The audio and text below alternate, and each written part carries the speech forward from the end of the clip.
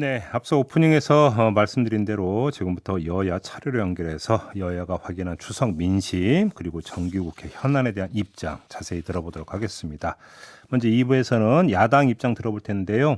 정청래 더불어민주당 수석 최고위원 전화 연결하겠습니다. 나와 계시죠? 네, 안녕하십니까. 네, 정청래입니다. 추석 명절은 잘 쇠셨어요? 네, 잘 샜는데, 네. 아이고, 많은 국민들이 네. 좀 많이 어려워해서 좀 부담이 있었습니다. 지역구는 좀 많이 도셨습니까?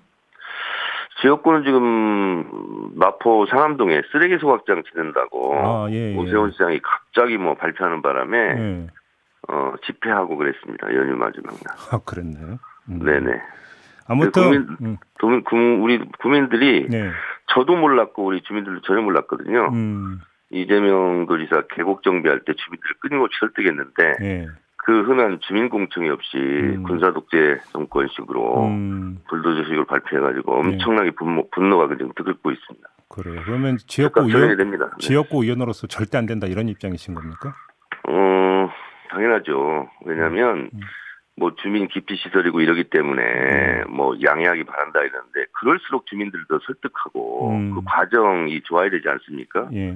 근데 완전히 어느 날 갑자기 청천벽락이었어요. 그래서 주민들 결사반대 외치고 즉각 처리 외치고 있습니다. 근데 아무튼 어딘가는 근데 또 지어야 되는 거 아니겠습니까? 소각장을. 근데 이제 마포는 상암동에 쓰레기 소각장이 있지 않습니까? 예. 25개 구에서 4개 구가 있대요. 예. 그러면 마포구를 그걸 떠넘기려면 사전에 충분히 설명하고 이럴 수밖에 없다라든가 여러 가지 설명이 있어야 되지 않습니까? 결국 소통의 문제다. 전혀 그런 것 없이 그냥 갑자기 발표를 한 거예요. 알겠습니다. 21세기 대명천지 민주국가에 이래서는 안 되죠. 먹고 사는 문제에 대해서 뭐라고들 하시던가요? 주로 이제 이렇게 저도 이제 실제로 이제 망원시장도 가보고 그러면 진짜 장바구니 물가가 심상치 않더라고요. 그럼요. 이제 주로 먹고 살기 힘들다, 경제가 불안하다 이런 얘기를 많이 하셨고 이제 제가 충청도 대전에 이제 갔다 왔는데요. 주로 이제 대통령에 대한 불만 이런 얘기를 진짜 많이 하시더라고요. 그래. 대통령에 대한 불만요?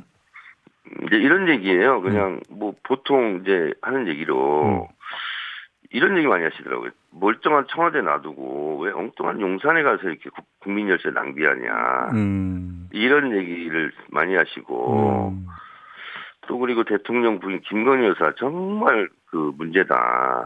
너무 많이 사고친다. 이런 얘기 많이 하고 그리고 대통령이 뭘 모르는 것 같다. 불안하다. 예. 그리고 심지어 이런 얘기도 많이 하더라고요. 이러다가 임기는 다 채우겠냐. 예.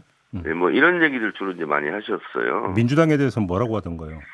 민주당에 대해서는 이렇게 얘기하더라고요. 이재명 당대표 지도부가 들어선 다음에 이제 좀 뭘 좀 하는 것 같다.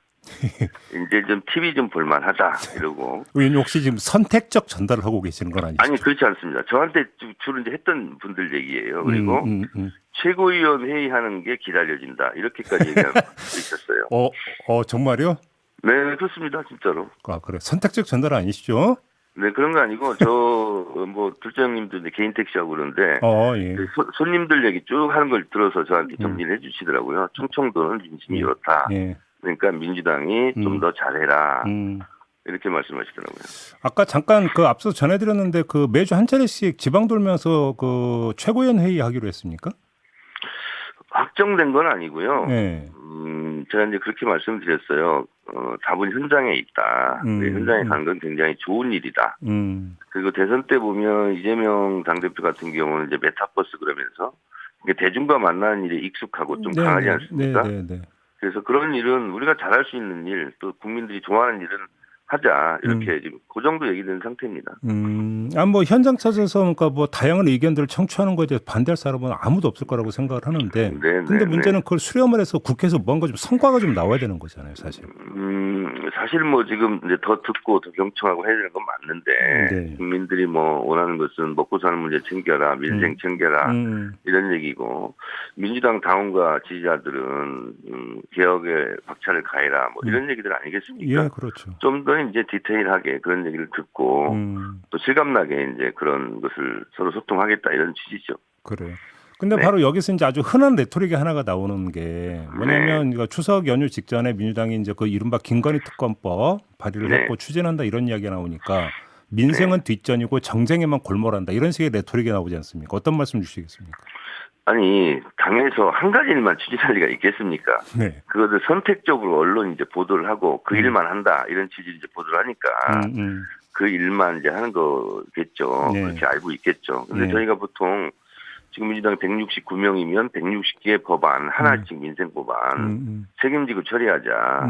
뭐 그런 것도 다 의원총회에서 얘기하고 하고 있습니다. 그런데 그런 건 이제 덜 보도가 되는 거죠. 네. 그러면 이게 당 메시지 관리의 문제이기보다는 언론이 또 선택적 보도를 하고 있는 겁니까, 그러면? 근데 이제 실제로 이제 언론에 보면 이렇게 되죠. 정쟁하지 말라 그러잖아요. 네. 그래서 이제 정책을 얘기하면 정책은 보도가 안 되지 않습니까? 그러면서 또 정쟁만 보도하고 예. 그런 부분이 있는 거죠. 정책은 재미없어서 안 팔린다 이런 겁니까, 언론이? 그런 것 같아요. 이제 클릭수에 지장이 있다. 그렇습니다. 알겠습니다. 그 당 윤석열 정권 정치탄압대책위원회 위원장을 맡고 있는 박범계 의원이 어제 네. 이런 얘기를 했더라고요. 민생은 당대표가, 정치탄압은 대책위가 각각 대응한다. 이렇게 말했던데 이게 무슨 뜻입니까, 이 얘기?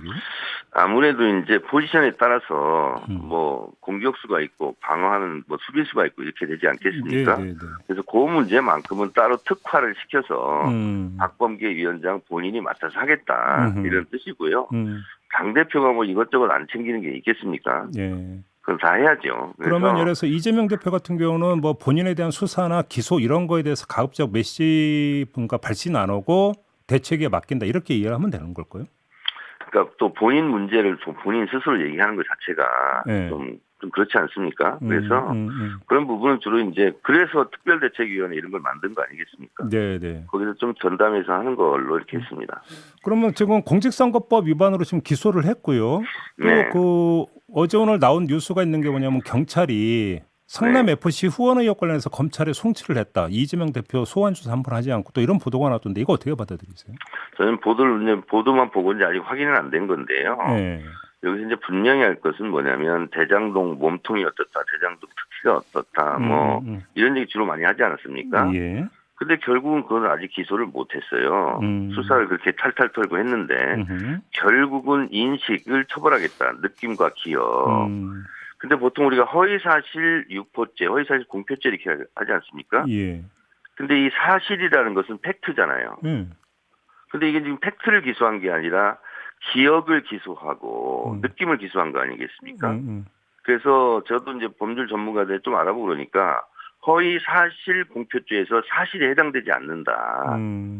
그리고 경기도지사 시절에 TV 토론할 때 대법원에서 무죄 판례가 있지 않습니까? 예. 그래서 거기에 보면 토론회 때 자기 방어를 차원에서 한 것에 대해서 그것은 선거법으로 처벌할 수 없다. 다수간의 과장이 있을지라도 그것을 선거운동을 못하게 막으면 안 된다. 그래서 넓게 해석을 하고 있기 때문에 지금 이재명 당대표에게 기소된 것은 국토부로부터 협박받았다. 근데 협박은 사람에 따라서 느낌이잖아요. 사실이 아니고. 그래서 압력을 받았다고 할 수도 있고 협박을 받았다 할 수도 있고 감염을 받았다 할 수 있는 그건 단어 선택의 문제거든요. 그래서 느낌과 생각을 처벌하겠다는 거고 고 김문기 씨에 대해서는 성남시장 시절 때는 잘 몰랐다. 기억이 없다. 근데 그 기억을 처벌하겠다는 거거든요. 그래서 허위사실 공표죄에 사실에 해당되지 않는다는 거죠. 그 지금 대비되는 게 장영하 변호사 그 불기소 결정한 거 있잖아요. 네네 그렇습니다. 이거는 어떻게 평가를 하세요? 그러니까 돈다발 사건에 대해서 그분이 이거를 사실인지 모르고 했다.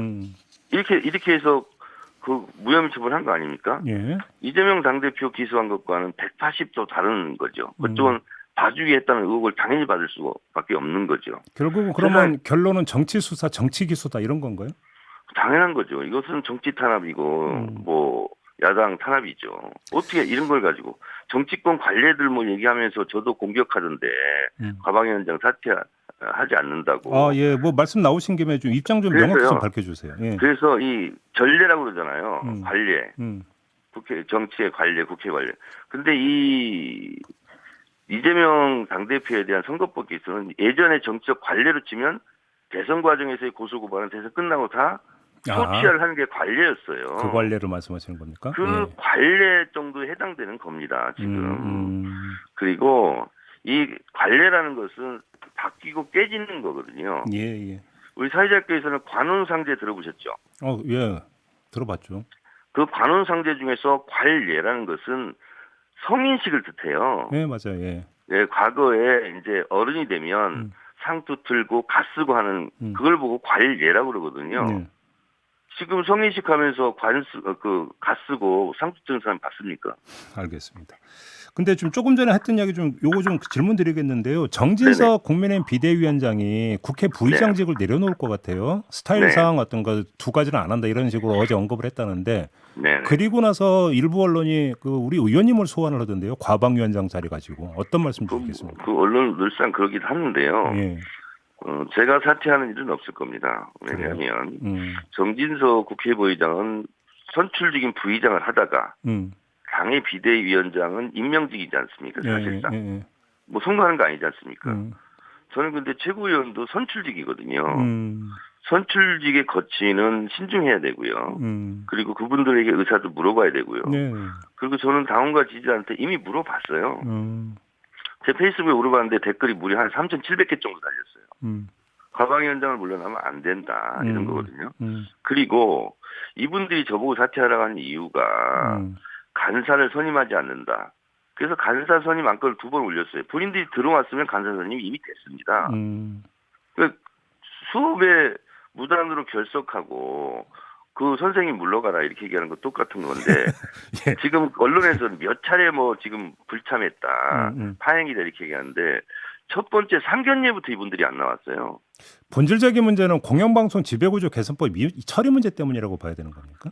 그래서 전반기 때 방송통신을 다루고 있는 이 법안 소위 이소위거든요. 이소위 위원장을 본인들이 2년 했어요. 그리고 후반기에는 이제 민주당이 하는 겁니다.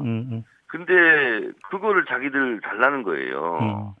그건 할 수가 없습니다. 그리고 무단 결석생들이 첫날 수업부터 안 들어온 거예요. 입학식 날부터 안 나온 겁니다.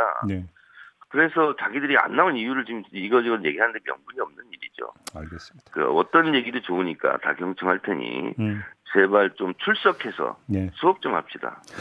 과방위원장 자리 내놓은 일은 절대 없을 것이다 이런 말씀이신 거예요.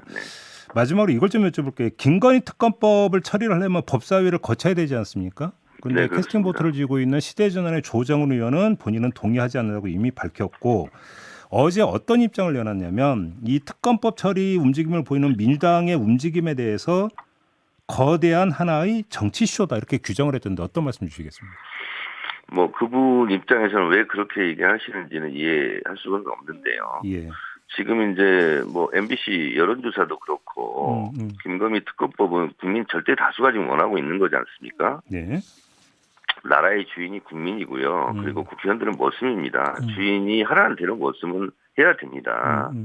저는 이것을 주가조작 의혹이나 합격력 부풀리기 이런 부분은 합격력 부풀리기 같으면 본인도 대선 때 인정하지 않았어요. 근데 그거를 기소조차 하지 않고 있지 않습니까?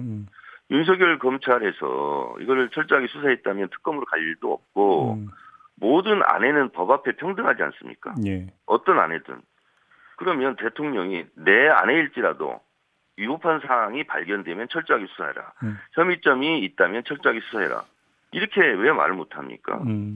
그래서 윤석열 정부 검찰에서 이걸 수사를 제대로 안 하고 누가 봐도 국민들 여론들을 봐도 뭐 합격력 부풀리기 봐준 거 이거 문제 있다 다 이렇게 얘기하지 않습니까? 그래서 특검을 할 수밖에 없는 거예요. 특검을 자초한 것은 윤석열 정부, 특히 윤석열 정부 검찰이다. 이렇게 생각하고 국민을 민심을 따르는 정치를 좀 했으면 좋겠다 이런 생각이 들고요. 그래서 제가 페이스북에 썼습니다. 령치가 법치를 망치고 검치가 정치를 망치는 망치 정권이다. 이렇게 제가 썼습니다. 마무리해야 될 것 같네요. 고맙습니다, 의원님. 네, 고맙습니다. 더불어민주당의 정청래 수석 최고위원이었습니다.